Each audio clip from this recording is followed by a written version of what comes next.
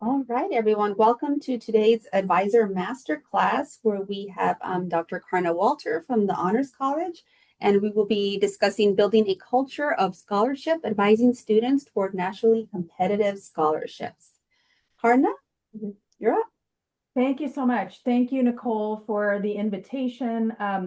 This all started with a conversation I had with Sharon about opportunities for students to apply for nationally competitive scholarships and to make sure that we are effectively sharing information about these opportunities so you and the advising community know the kinds of students who can be competitive for these awards. And I will say students at the university can be competitive for any of the scholarships we work with. And that doesn't necessarily mean they come from the Honors College. We every year work with lots of students who are not in the Honors College. So let me just get that little part out of the way here initially, that students we work with come from within Honors and beyond Honors as well. So my purpose here today is to just share a little bit more about what these opportunities are, the kinds of students who can be competitive, and then give you a couple of potential action steps for yourself, but also for students you think might be good candidates so they can connect with our office. So I will go ahead and share my screen.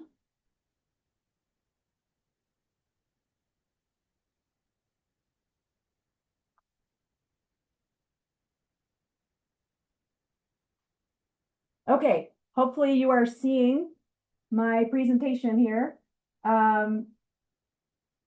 There we go. Can I get a thumbs up or some kind of indicator that you're seeing a big A and a title called Another Path to Success? Okay, Yes. thank you, Jackie, Jocelyn. All right, so let me move forward here. So again, my name's Karna Walter. I'm Assistant Dean for Student Engagement in Franke Honors College. I also direct the Office of Nationally Competitive Scholarships. You may also know my colleague, Valeria Quijada, who is Assistant Director for the office. She's a product of the University of Arizona from Spanish and Portuguese and Global Studies. So she's a great partner in working with students on campus and reaching out to different communities to make sure we're sharing information with all of you. She is not here today because we are in the middle of our Fulbright scholarship interviews, and she and I are tag teaming those, and she's about to enter some right now. So why do these scholarships matter? And let me just tell you what we're talking about. We're not talking about U of A specific scholarships. We're talking about scholarships that are external to the U of A. They might be federally funded. They might be from a foundation. Most of them come from the US, but there are some that come from other countries. And so we want to make sure students know about them. So why do they matter? They open doors for opportunities for research, for studying abroad, for engaging in public service and graduate study here in the States as well as abroad. There's funding, there's prestige that comes with these things too that help students move toward their academic and career goals. The process of applying, we try to really reiterate this, that when students apply for a scholarship, whether they win one or not, they really are building skills that will serve them well in pursuing jobs or entering graduate school. Skills like writing, interviewing, and leadership development. So we rely on you. I know Valeria is good about sharing out information to the advising listserv, and we frequently have nominations, or I should say recommendations of students from you, and we are so grateful for that. So thank you for all you do to help with that. You're essential connectors. So we serve students across campus, as mentioned before. We're primarily focused on undergrad or graduates. We also, in a couple of cases, work with graduate students, particularly in the Fulbright Scholarship. So our goal here, increase awareness of these awards, guide students in finding scholarships that fit, and support students through the whole process, advising them, mentoring them, providing feedback on their materials, assisting with setting up interviews, all those kinds of things. And we want to partner with you all early so we find the right students at the right time with the right opportunities. I'll just mention here, if you do have questions, I am happy to field questions throughout. I'll save a little time at the end if you have anything you'd like to ask later too. So this is the basic list of scholarships. There are others we work with, but these are the ones, most of them, that require a campus nomination, which is what our office facilitates. Some of the scholarships, there's a limited number of nominations for these awards. For example, the Goldwater and the Churchill that you see at the top. We can nominate 4 to 5 for the Goldwater and 2 for the Churchill. But then some other scholarships, we could nominate 50, 60, 70 people for those awards, things like the Fulbright, the Gilman, the Critical Language Scholarship, things like that. So we have them in these different buckets just for clarity for people who are trying to understand what they are. The top 2 there are explicitly for students who are interested in STEM-focused research. So we consistently have Goldwater scholars and Churchill scholars. I don't know if you saw the news last year, we had a Churchill scholar, his name is Bryce Wilson. If any of you are from College of Science, you may recognize his name. But the Churchill allows a student to go abroad to Cambridge University, to Churchill College there, and do a 1-year master's degree. Goldwater is one that's more for students who have a lot of potential as researchers, and it's a nice stepping stone for people wanting to pursue graduate study in STEM fields. Then the set of applications around public service and leadership. The Truman, we also had a Truman Scholar this year, Oja Sangi. He's a computer science student. He was selected on the basis not just of excellence in research in computer science, but he's very involved in sustainability initiatives, especially around harnessing AI to address sustainability challenges. So he was selected as a Truman. But Truman's kind of a broad category for students across interests, as long as they can describe what they do as being in the service of the public in some way, in education, in science, in healthcare, in sustainability. The Udall is a scholarship that has 2 parts. So if you know any Native American students who are interested in tribal policy or healthcare as a career goal, the Udall is for them, as well as any students interested in climate change questions, sustainability, those kinds of things. And then Pickering and Wrangell, they're a little bit under question at the moment in the midst of the current federal landscape, but they are awards that are designed to support students who want to enter into government service. Then there's a set that are around study or teaching abroad. I mentioned earlier, we're in the middle of Fulbright interviews. This is the scholarship that tends to generate the highest number of applicants every year because there's a kind of a wide range of things a person could do on the Fulbright. A person who wants to apply has to be in the senior year or have graduated recently and not yet have a terminal degree like a PhD or a law degree or an MD. And the Fulbright allows Americans to go to one of over 140 different countries to teach English or to do some other kind of project. So you can imagine there's about as many different ways to do a Fulbright as there are applicants. And so it's really fun for us to be involved in this one. Graduate students, this is the one where we do work with grad students. I was just reading a PhD student's application, but we also work with graduating seniors who want to teach English overseas. That's an option.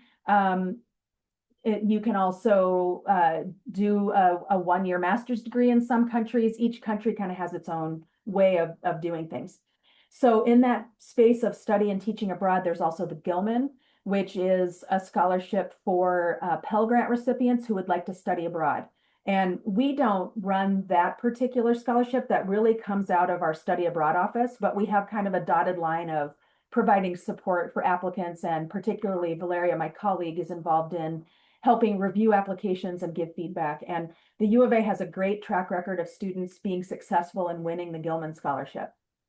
Critical Language Scholarship is another federally funded one that allows students to pursue language learning of less commonly studied languages. So languages that are considered critical, but are less common or less accessible in the United States. And then the Boren is one that's another federally funded scholarship for study abroad to non-Western countries. So students could apply for anywhere from a summer to a full academic year abroad. And this is where working with their advisors is really important, that they understand what it means to step out for a semester or potentially a year, how that affects their progress toward degree completion. But there have been plenty of students who have done that successfully and with good advising from their advisors to help slot back in when they're here. Then some of the graduate study abroad opportunities. You may have heard of things like the Rhodes and the Marshall. We just finished our campus process for nominating students for those awards. Rhodes is for study at Oxford University, Marshall for any British institution. There's also the Gates Cambridge for Cambridge University. The Schwartzman is for university in China, Tsinghua University. So top students here, again, whether they're honors or they're not honor students, can apply for these scholarships. And among our nominees this year was a mix of those who participate in the Honors College and those who don't. So top students here, we think, are competitive with students from other places. Now, these are challenging awards to win. There's not very many of them, but we have had students win Rhodes and Marshalls and Gates Cambridge and Schwartzman. We had a Schwartzman recipient this past year.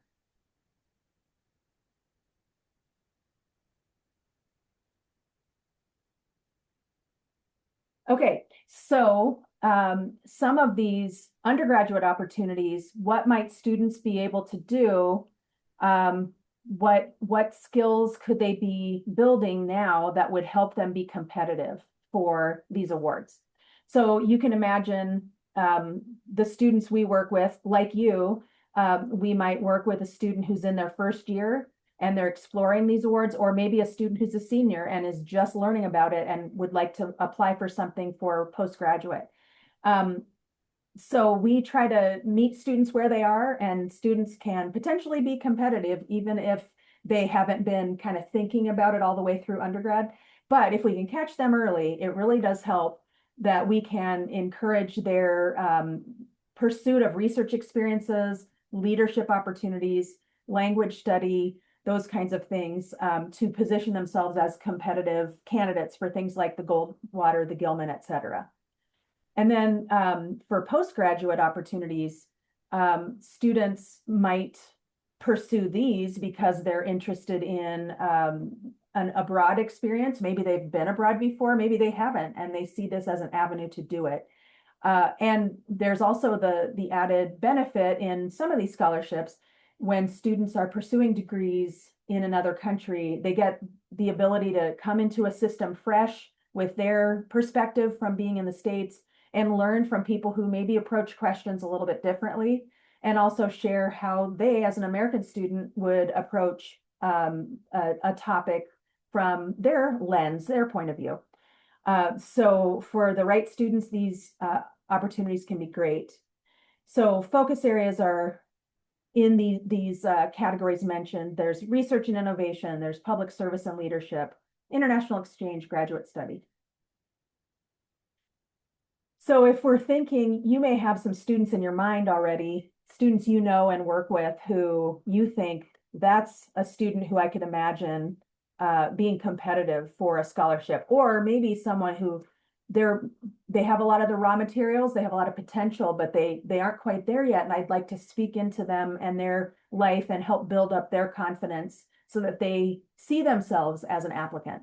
So what are we looking at here? Academic excellence, yes.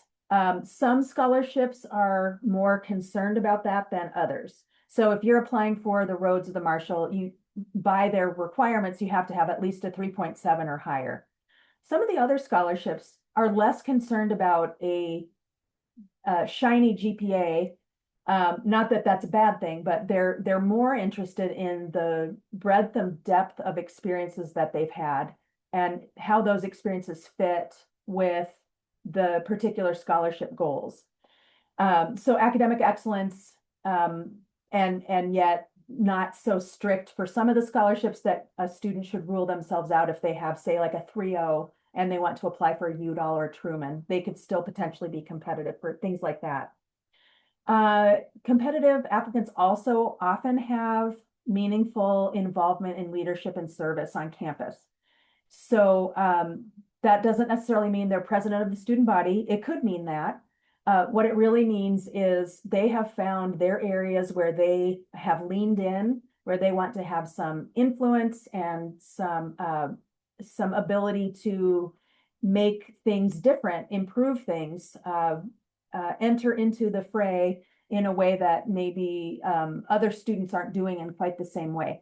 So meaningful campus community involvement and initiative. Some students that we work with are students who have seen a need on campus that hasn't been met, and they decide, I want to be the one to get that going. Some students are very aware of the structures on campus and the opportunities for getting involved in their department, their college, a student center on campus of some type, student government, and they lean into that, and they can point to the difference they've made in their role or roles. For some of these scholarships, involvement in research is really essential. So if a student wants to apply for Goldwater or a Churchill, they absolutely have to have some research experience, or they won't be competitive, even if they have a stellar GPA, because they're really based on evidence that you have been an effective researcher, as evidence that you will continue to be an effective researcher as you go forward in your career. Some scholarships are really interested in creative activity. So not just all things STEM, creative projects where a student has let their imagination and unique voice and focus drive them toward a project that they've worked on or contributed to. Other characteristics, clear goals and impact. So I just had this conversation today with a Fulbright applicant who has so many amazing raw materials, but still has a little bit of work to do to tie all those things together toward a career direction. So applying for these scholarships helps with that. And that's not to say it's a fixed point and a person can't change their mind along the way, but it's to say, for the purposes of an application, reviewers want to see that applicants have a focal point, they have a target. All of these things are part of a trajectory that started here, and all these experiences have helped them build toward this goal that they have. And what difference does a person want to make with their life?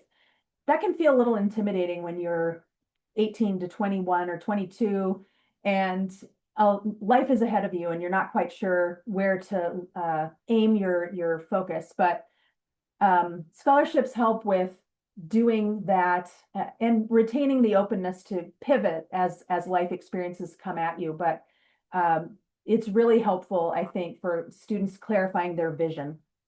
And then resilience and growth. So how do students think about their own life experiences? We have students all across the map with what they come into the university with, ranging from students who are unhoused and have had to scratch and claw to make their way to the university and take classes, to students who grew up in households where their parents were professors, to students who are interested in working on border issues, to students who are pursuing the world of business. So really, it's a wide spectrum of students who come into us with all their lived experiences. And there's not one right experience or profile for any of these scholarships. It's really about how a student has an authentic point of view and can tell their own story well, and talk about the things they've dealt with, and how they have been able to move through and past some of those challenges and have adapted in their lives. So it's good for students to know about these scholarships as early as possible.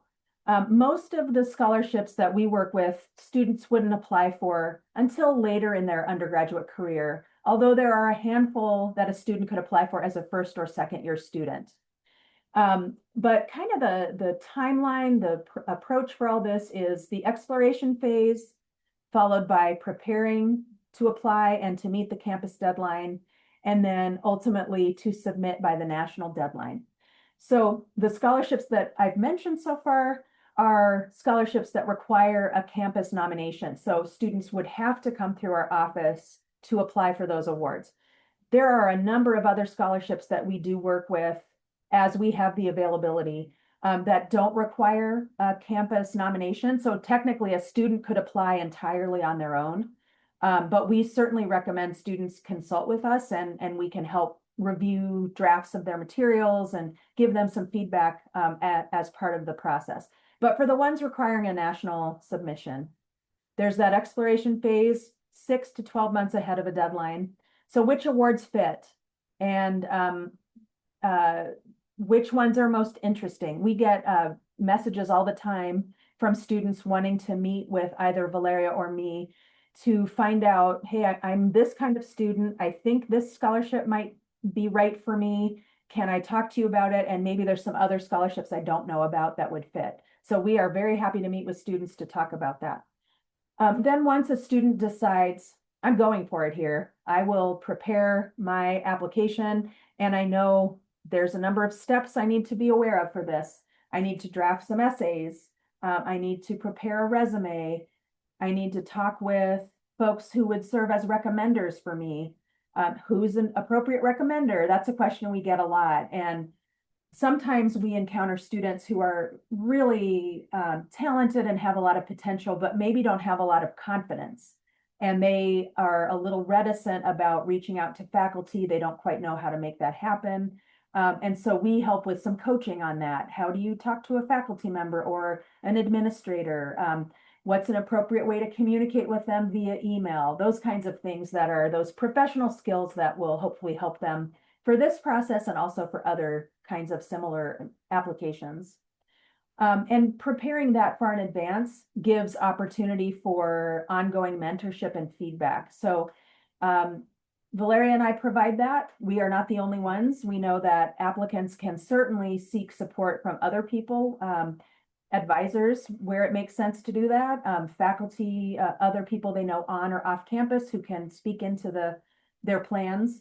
But we know the scholarship expectations, and so we can come at it from that lens and help them craft their applications in a way that helps them be as competitive as possible. So then we're getting closer to that campus deadline. Within 1 to 3 months of that campus deadline, or I'm sorry, of the final deadline, you'd want to be aware of the campus deadline and the internal review and mock interviews that we do for some of those things. So I'll keep going back to, we're in the middle of Fulbright right now. So we're doing interviews this week. We will return or unlock Fulbright applications in the system portal to students. So they have about a week to 10 days to make revisions based on the feedback from the committee. And that committee includes some faculty members. It has included some advisors, particular people who've had Fulbrights or who are familiar with Fulbright. And the students then can make those revisions in a way that helps them be competitive. And then we work together to make sure that the national submission, that the final deadline is met and that students aren't out of the portal and miss the deadline. We work together on that so that everybody who is expecting to be nominated and submit materials has the ability to do that. So one of the reasons I was so happy for the invitation to talk with all of you was to share with you what we would love to have from you as a partnership. You are the people best positioned to meet with students early, to see what their MO is, to see the students who have that nice combination of solid academics, leadership, service, and potential. Students who you can picture, this is someone who's really got it going on, and I think they should be encouraged to look into these opportunities. And then encouraging exploration. So making it a normal thing for students just to look at these scholarships and don't count yourself out right away. It's not just for the quote unquote perfect students. In fact, one of the scholarships, the Churchill, they have they have a caveat or a provision, I guess, that they're looking for students with jagged edges. I thought that was an interesting way to describe students who have interesting facets, and maybe, they don't necessarily have the full laundry list of everything in the world, but they have something special, unique, interesting. And you all in your conversations with students are in a good position to see some of those things. We would love for you to make referrals to connect us with students that we might not know, who we would love to talk to and encourage to go a little further down that road of exploration. And I'll have a Qualtrics, a QR code for you later for a referral form.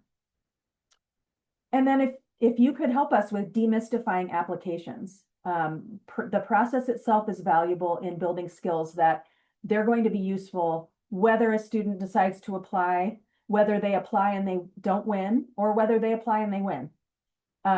Applications are going to be a part of life for students in all kinds of ways, whether they're entering the job market or eventually applying to graduate school. Pursuing this and really seeking to understand themselves and their own stories is really helpful for any application going forward. So doing applications will only be a positive. And then if you can work with us, we will do our best to keep you informed of advising sessions, and we make ourselves available for class visits. Valeria does that a little bit more than I do. So if you think that in your particular department, there would be some value with a class visit or maybe a student leadership group visit, we are happy to work with you to set some of these things up. And I see there was a question there. Thank you for that question about Scholarship Universe. Most of these actually are not in Scholarship Universe because most of them are for postgraduate funding. There are some for undergraduate funding, but because they have all these expectations for how to apply in the process, we tried it in Scholarship Universe. It probably just works a little better outside of that portal. So it's not, most of them are not in Scholarship Universe. So a little thought at the bottom there. A conversation with a student has been doing some impressive work.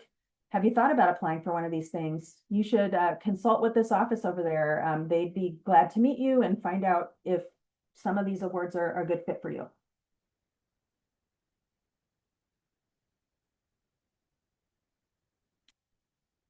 Trying to advance. I don't know why. Whoops. There we go. So next steps. Opportunities exist for all strong students across all disciplines. Some of these are a little bit narrower. For example, like I mentioned, Goldwater and Churchill, that's going to be focused on STEM fields, but that's somewhat broadly described. So we can help if you ever have a question about whether a particular major or emphasis is eligible. And you are such an important bridge for us to connect us with students who we could encourage to apply, and we want to provide support every step of the way. Potential next steps for you would be referring students early, even at that exploratory stage. So if you are seeing a first-year student who is really impressing you and you think, hey, those folks over there in ONCS should know about them, we would love it. We would love it if you would refer a student. And we have, like I said, the QR code wouldn't take long to fill out, maybe a minute or two.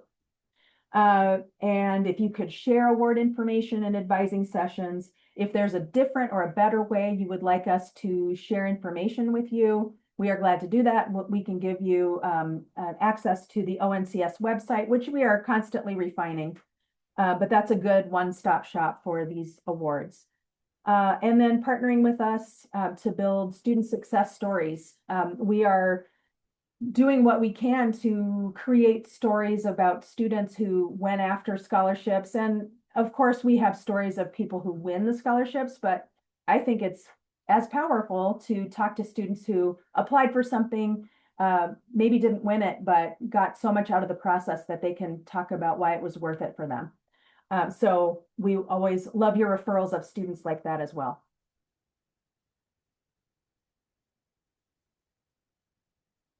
I don't know why my screen won't advance. I'm trying to get you to, I might have to stop my share. Okay, let me see if I can pull open the QR code. Here we go. Let's try this again.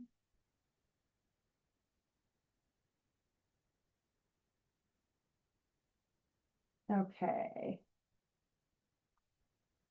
Okay, so hopefully you can see this. Contact information for us. We do have that ONCS website listed there and an inbox where you can send direct messages to us. There's a QR code for advisor referral. So if you already have students in mind that, or more than one even, that you would like us to know about and reach out to, you can use the blue QR code. The bottom link is something you could share with students and they can fill out a self-referral or an expression of interest. And it's also quite basic. It would take a couple of minutes for a student to fill out, and then we can follow up with them to explore what might be a good match for them.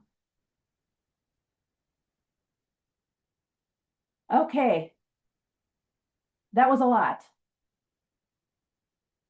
But I wanted to provide that kind of broad overview of all these things and save some time and space for any questions you all might have.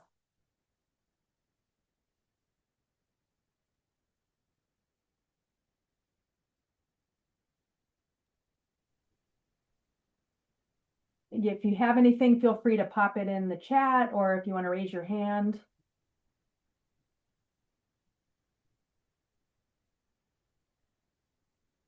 Yeah, Kimberly, go right ahead. Hey there. First of all, I wanted to say thank you so much for comparing scholarship applications to experiential learning for job applications. For someone who comes from an HR background, I've seen some really horrific job applications. And I preach that this is great experiential learning for our students to go in and complete applications, make edits to applications, not just copy paste for every single thing they want to apply for, that they do need to edit and make it relevant to the scholarship application. And then secondly, question is, most of the students that have really high academics tend to be fully funded. So for the students that are in that sweet spot of, you know, maybe they're almost great academically, but they really need the funding. So do these scholarships, I guess, adjust for those students? Yeah, that's interesting. So some of them are to your second to the question, and then I want to return to the first thing you said. Some of them take need into account. Most of them are need blind, and they're postgraduate. So students can still receive funds even if they actually don't need the funds for the cost of their attendance. Sometimes they come in and they're just like an over award kind of thing. For the Goldwater, for example, if we have students who are fully funded, the Goldwater folks will look at the cost of attendance, and it might mean that the scholarship comes in a little lower than it otherwise might, like it might not be the full amount. But some of them do take need into account, the Gilman, for example, and a few of the others. So it's kind of a case by case question. And the student who doesn't necessarily have the highest GPA, but has a need, I think it would be a great time, an opportunity for a conversation with us to target their pursuit of scholarships toward the ones that make the most sense for who they are and their circumstances.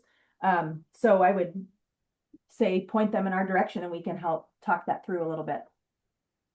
And to your first point, yeah, it's interesting that you have that experience from your background in HR. I think sometimes students hear, oh, you should just apply for everything because they don't get that many applications and then maybe you'll win this thing that nobody applied for. Well, you don't actually know if that's true. It might be true. But also using the same boilerplate application for everything and not taking into account the unique purpose and mission of an organization or a company or whatever, that will become very evident, as will students using AI to do something very mechanical in their writing. So we talk to students a lot about what's the appropriate use of AI in generating ideas, maybe, but definitely don't let it write anything for you. You need to write your own thing. And some scholarships will even ask you to attest that you wrote it, that, what role did AI play in this? So, And please use AI to write your thank you letter. Because we want a robust thank you letter. So not for your application, but definitely utilize it in your thank you letter for the donor. yeah, oh, yeah, make sure. Instead of just thanks for the money. Yeah, right. Let's be a little more focused there. Okay, I see there was a question here. Let's see. Oh, can you speak to any eligibility limits for main campus versus online campus, fully online students? That is a sort of new question. In most cases, online students should be eligible for these awards. There, in most cases, are not limits on that. This is a little bit of a new Wild West kind of thing as we're all sorting it out. Like there aren't really folks in online who focus on this kind of thing. So we provide support as we can. So if you have students who are online, you are welcome to send them my direction. So we could talk through some of that. We have had some online students who've applied for things here and there. So it's a different experience, as I'm sure you know, for online students to talk about their engagement in campus and community. They have a different story to tell. So it's thinking through that a little bit differently than students who are, in person on the main campus. Other questions?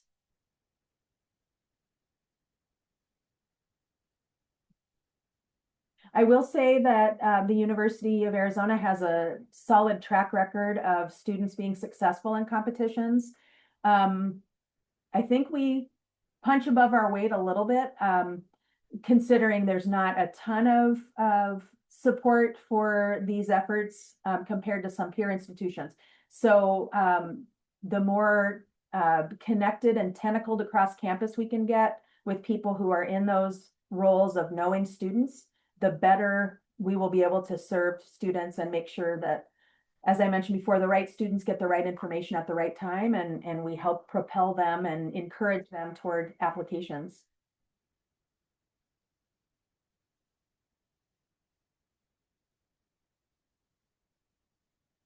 I am happy to field anything else. You are also, of course, welcome to use that main inbox. I'll also put my email in the chat. I'm happy to field any direct emails to me that you'd like to send if you just have any questions that occur to you later, or any students you have a question about that you'd like some input about. I'm an open door.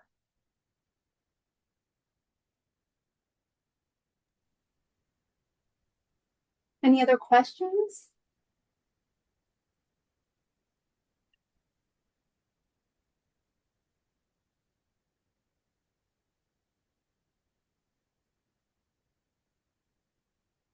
I think we're good. I entered a evaluation link. If you can just take a few seconds and let us know how we are doing. If there's anything else that maybe you wanted Karna to answer or that she was great, just let me know how the presentation went. Other than that, Karna, thank you so much for stopping by and letting us know. And as advisors, we'd love to partner with you and your department to set over for our students that are eligible for such scholarships. Thank you, everyone, for stopping by, and I wish everyone a wonderful rest of your day. Thanks, Nicole. Thanks, everyone.